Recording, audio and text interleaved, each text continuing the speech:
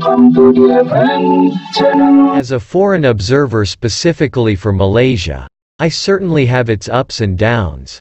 In terms of likes, many netizens from Indonesia and Malaysia have been able to understand my intentions and good intentions by reviewing everything about the neighboring country of Malaysia, namely to further strengthen brotherly and friendly relations between the two brother countries of Indonesia and Malaysia. Each country certainly has its own advantages and disadvantages, but I prefer to focus on reviewing the good side of Malaysia so that it can be used as inspiration and motivation to complement each other whose orientation is the same as achieving progress and glory as fellow Indonesians. Please always remember that the archipelago or Nusantara region has existed triumphantly since time immemorial before there were the countries of Indonesia and Malaysia. The Nusantara archipelago region, which was harmonious, safe, peaceful and prosperous as well as rich with natural resources and fertile land in ancient times, had many victorious Islamic sultanates such as the Mataram Sultanate of Yogyakarta, the Sultanate of Aceh, the Sultanate of Ternate, the Sultanate of Malacca, the Sultanate of Johor, the Sultanate of Kelantan and so on before foreign invaders came to rob the Nusantara archipelago's natural wealth by pitting Islamic sultanates against each other so that they were weak and easily controlled by cruel, cunning and greedy foreign invaders.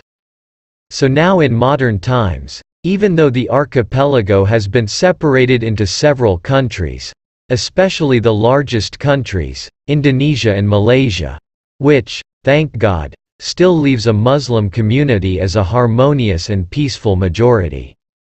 Besides that, the Nusantara archipelago in this modern era still retains the spirit of brotherhood of Islamia Muslim Brotherhood, so that the Nusantara archipelago in this modern era is known as a peaceful area even though it is often infiltrated by foreign provocateurs who continue to want to pit one against the other to divide the unity and brotherhood of the archipelago as in ancient times.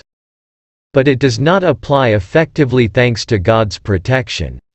Even though this Nusantara archipelago is heterogeneous, multi-ethnic, but it is still homogeneous, full of tolerance, mutual appreciate and respect, which is framed in one Islamic spirit of the Nusantara archipelago. Therefore it is difficult to be divided by provocations against foreign nations who always want to exploit the natural wealth of the archipelago as they please.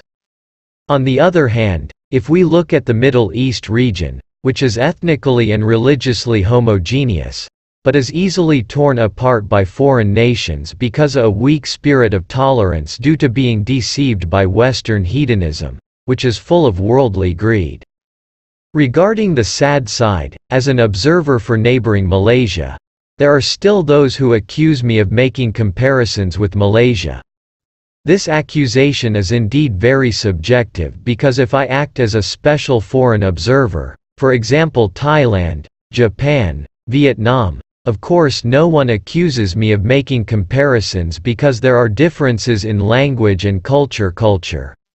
Meanwhile, Indonesia and Malaysia who are allied have the same language, culture and food. So they are easy targets for accusations of making comparisons.